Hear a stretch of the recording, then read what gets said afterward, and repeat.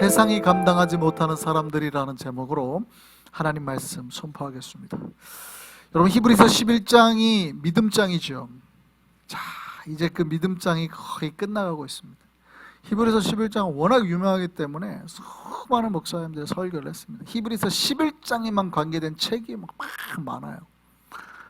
정말 유명한 장이거든요. 히브리서 11장으로만 나온 설교집들도 책들도 어마어마하게 많습니다. 이제 이 히브리서 11장이 이제 거의 결론, 이제 우리 끝을 향해서 나아가고 있습니다. 우리가 앞에서 수많은 믿음의 사람들을 살펴보았습니다.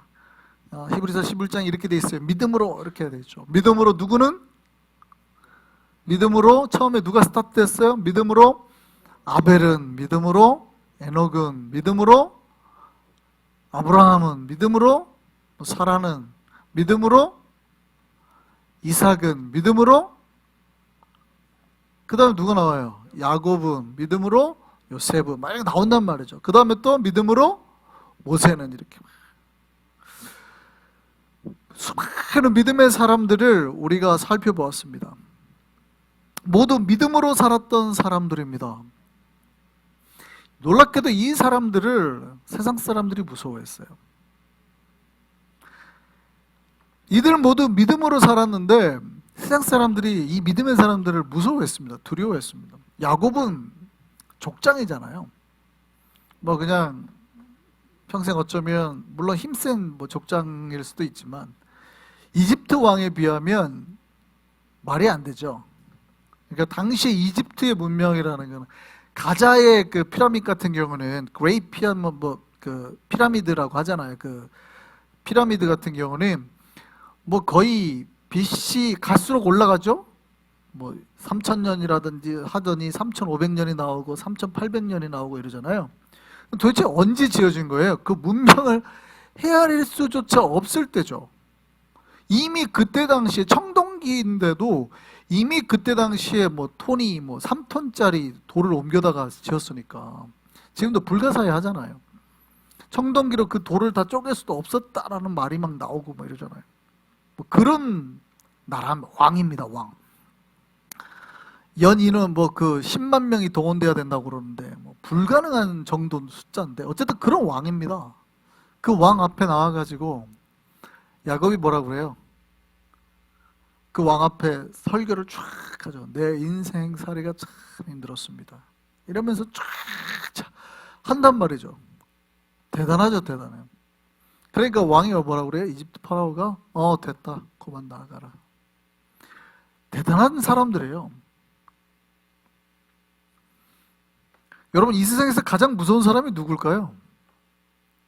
연쇄살인마일까요? 총든 사람일까요? 히틀러일까요? 여러분, 하나님을 만난 크리스찬이 이 세상에서 제일 무섭는 걸 믿으시기를 바랍니다. 여러분, 이 세상에 제일 무서운 사람이 누구라고요? 진짜 하나님을 만난 사람이 이 세상에 제일 무서워요. 왜 그럴까요? 진짜 하나님을 만난 사람이 왜 이 세상에서 제일 무서울까요? 세상이 무섭잖아요. 이 세상에 제일 무서운 게 뭔데요? 죽는 건데. 하나님을 만난 사람 뭐예요? 죽이려면 죽이던가. 이렇기 때문에 제일 무서운 거예요. 두려움이 없기 때문에. 이 세상에서 제일 무서운 사람은 연쇄살인마가 아니에요. 진짜 하나님을 만난 크리스천이 제일 무서운 거예요. 믿으시기를 바랍니다.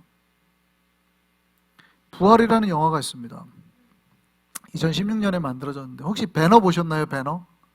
배너랑 되게 비슷한 그런 영화예요. 제가 배너를 되게 어렸을 때 본 것 같아요. 제가 배너를 봤을 때가 저희 한주보다 어렸을 때 같아요. 초등학교 때였던 것 같거든요. 저희 형이 한주만 했을 때 같고, 그러니까 저희 형이 제 손을 잡고 그 부산에 어디 영화관을 끌고 갔던 기억이 나요. 어디 기억도 안 나는데. 근데 제가 항상 그때 기억하는 거는 저희 형이 항상 가면 어머님이 캐러멜 이렇게 12개짜리 들어있는 오리온 캐러멜 있어요. 그거를 꼭 저희 형은 그걸 그렇게 좋아하고 그거를 사 먹었던 기억이 있어요. 지금도 그게 나오거든요.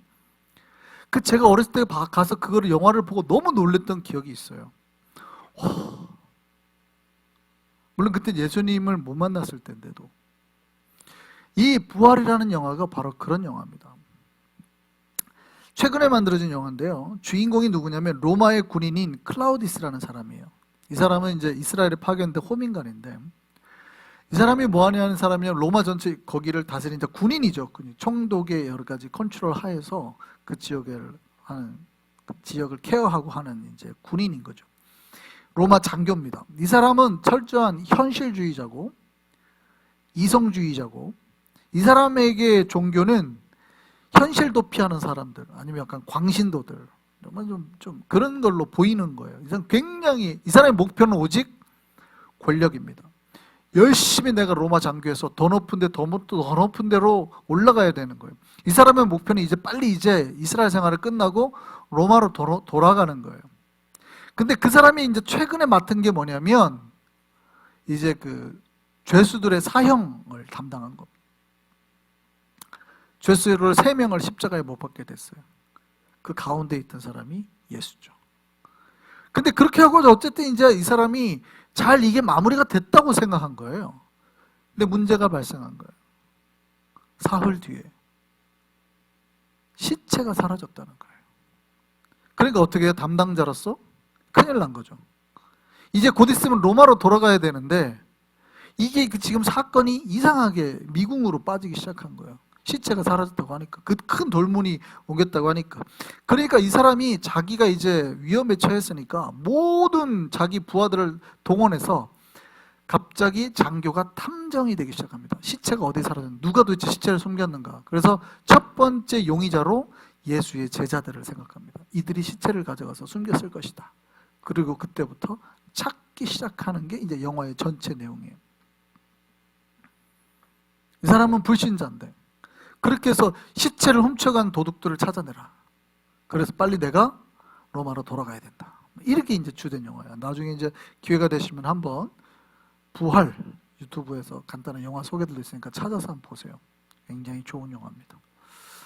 2016년 거, 부활이라는 영화 많으니까 2016년 거 찾아보세요. 근데 이때 이 사람이 어떻게 하겠어요? 예수를 따르는 사람들을 이제 잡아다가 신문을 해야 될 거 아니에요?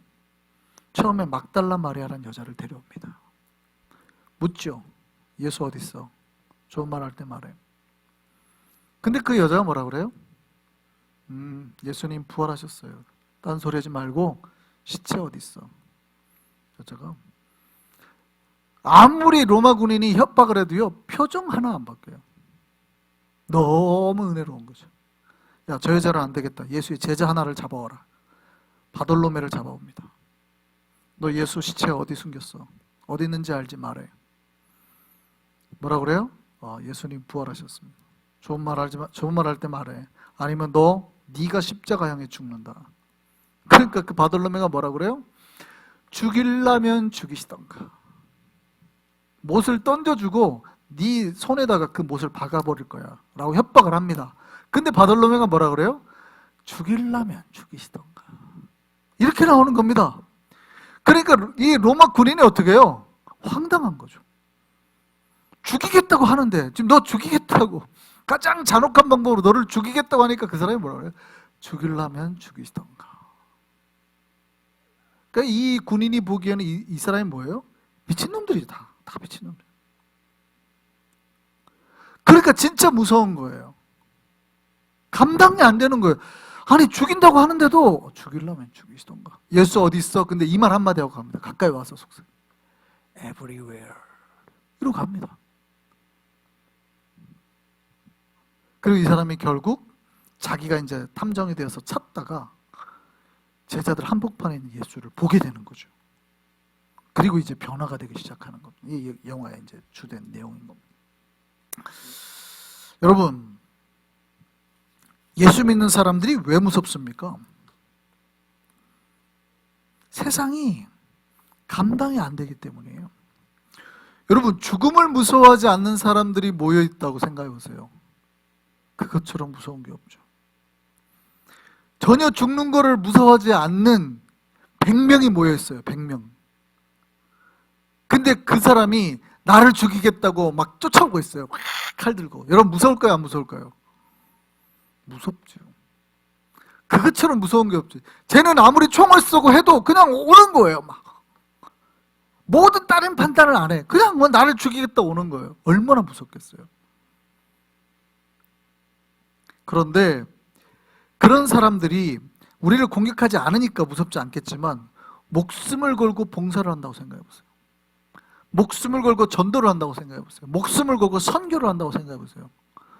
무서울까요? 안 무서울까요? 무섭죠. 이 사람들은 나는 선교하다 죽을 거야. 나는 복음 전하다 죽을 거야. 무서워요? 안 무서워요? 무섭죠. 감당이 안 되는 거예요. 여러분, 이 세상에서 제일 무서운 사람이 예수 그리스도를 만난 크리스천이 제일 무서운 거예요. 여러분, 왜 로마가 뒤집어졌습니까? 왜 로마가, 그 위대한 나라 로마가, 전 세계를 통치하고 있던 로마가 왜 뒤집어졌습니까? 크리스천들 때문에. 쟤네 죽이라 그래도 다 죽겠다는 거 아니에요? 사자를 갖다가 며칠 굶긴 사자를 풀어놓고 콜로세움에 풀어놓고 사자밥 되게 니네 예수 믿지 마. 그래도 그냥 죽자는 거 아니에요? 거꾸로 사람을 매달아 가지고 예수를 부인하면 살려줄게. 근데 그대로 떨어뜨렸어. 죽는 한이 있어도. 여러분 순교지 가면은 어떻게 해요? 그 순교지 여기 머리 끝을 이렇게 사람의 머리를 이렇게 정으로다 여기를 뚫어요. 여기다 심지를 박아. 그리고 몸에다 양초를 뿌려요. 인간 양초로 해서 태우면 실제 미라가 있어요. 또 어떻게 죽였어요? 오늘 본문에도 나오지만 톱으로 썰려 죽고 심지어는 껍질을 벗겨가지고 순교를 당했잖아요. 예수의 제자들이. 최초의 순교자가 어떻게 죽었습니까? 야고보가 톱에 썰려 죽었잖아요. 그러니까 그냥 죽은 게 아니에요. 그런 미이라들이 있어요. 박물관에 가면.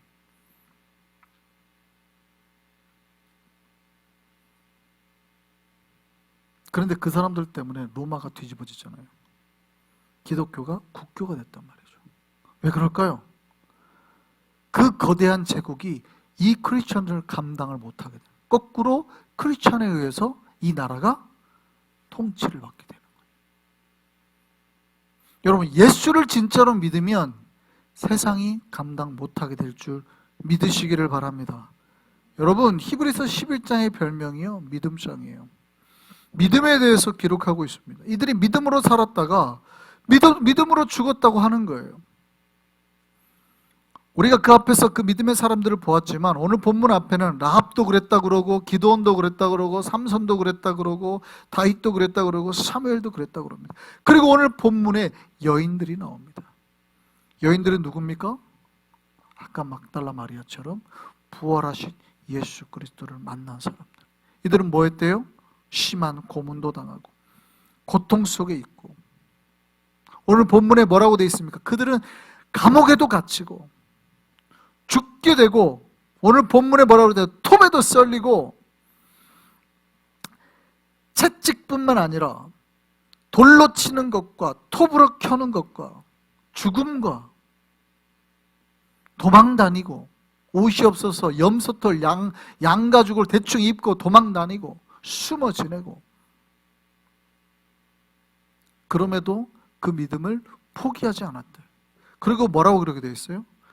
세상이 이들을 감당하지 못했대. 감당할 수 없었대.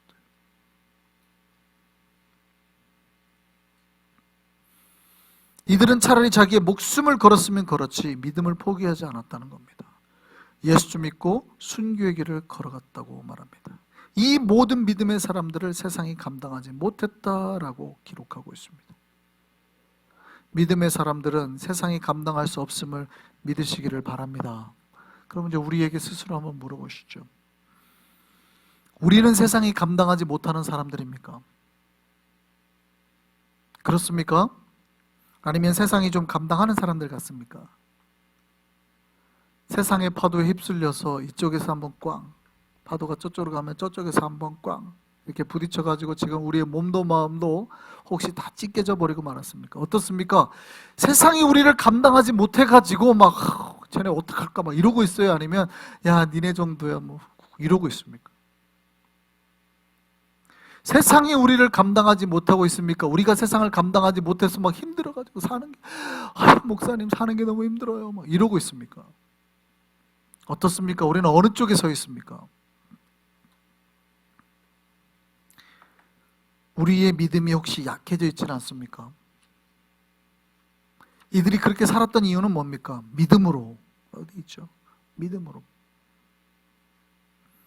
우리의 믿음을 돌아보기를 소망합니다. 우리는 세상이 감당할 수 없는 사람들이에요. 믿으셨으면 좋겠습니다. 그 이유는 두 가지입니다. 이유는 두 가지. 첫 번째는, 우리가 세상을 감당할 수 있는 첫 번째 이유는 성령이 우리와 함께 하시기 때문입니다. 할렐루야.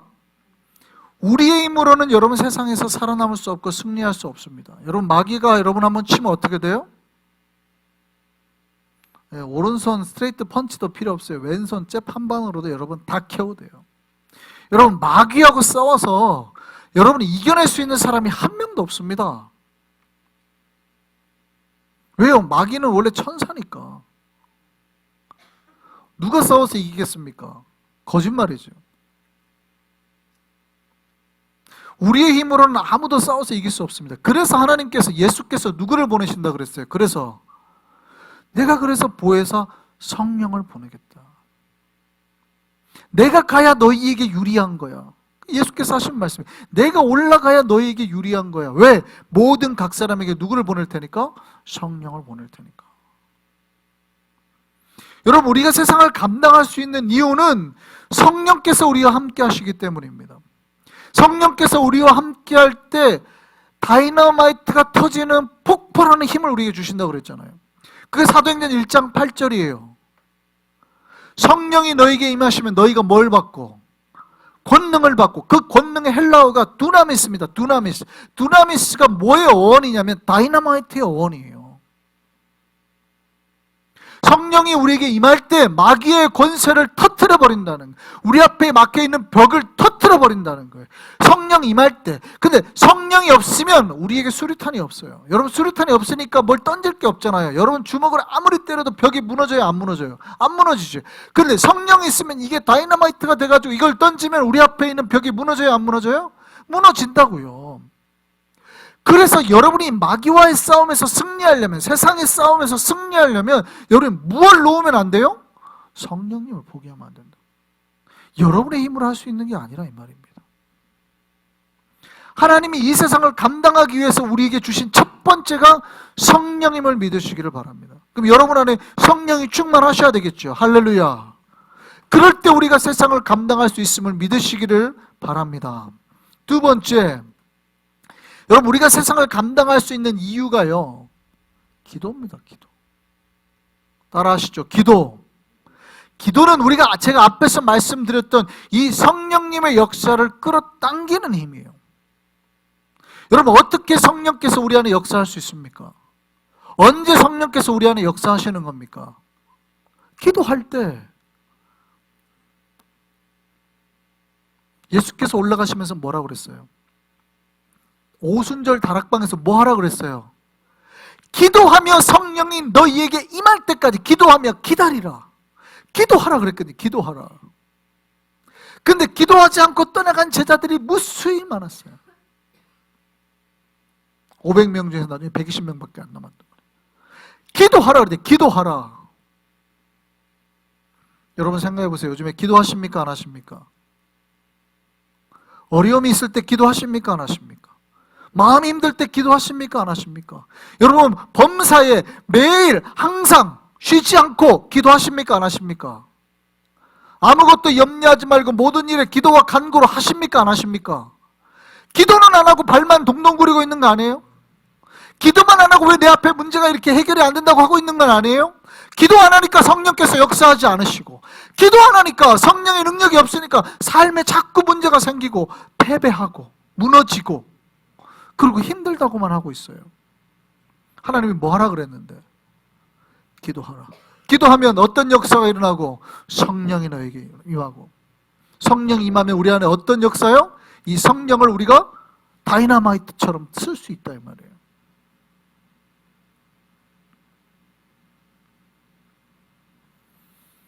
기도할 때 주께서 응답하시고 이루어 주신다고 약속하셨음을 믿으시기를 바랍니다. 여러분, 기도에 관한 유명한 말이 있어요. When we work, we work. When we pray, God works. 이런 말이 있어요. 우리가 일하면 나만 일하는 거죠. 우리가 일하는 거지만, 우리가 기도하면 누가 일하신다고요? 하나님이 일하신다. 그러니까 여러분이 일하는 게 나쁜 건 아니죠. 근데 여러분이 일하는 거예요. 여러분이 일하는 게 나쁜 건 아니에요. 그냥 여러분이 일하는 거예요. 거기서 끝. 하나를 뿌리면 하나가 나는 거예요. 근데 여러분이 기도하면 누가 일하시는 거예요? 하나님이 일하시는 거예요. 그러니까 마른 사막에 씨를 뿌렸는데 거기서 30배, 60배, 100배가 나는 거 아니에요. 이삭이 다 가뭄으로 자기의 소떼가, 짐승들이, 양떼가 다 죽고 사막에 씨를 뿌렸어요. 근데 몇 배의 수확을 했대요? 100배의 수확을 했대요. 하나님 말씀 듣고